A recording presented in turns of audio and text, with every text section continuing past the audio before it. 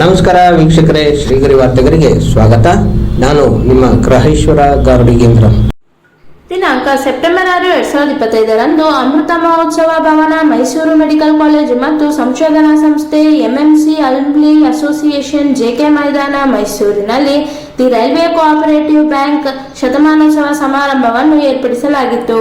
ಈ ಸಂದರ್ಭದಲ್ಲಿ Nischalanandanatha Swamiji, Shri Jnanaprakasha Swamiji, MB Manchegowda, MK Somashekar, CN Manchegowda, doctor SP Yoganna, doctor S Ananda, VK Chadda ಹಾಗೂ ಮತ್ತಿತರರು ಉಪಸ್ಥಿತರಿದ್ದರು.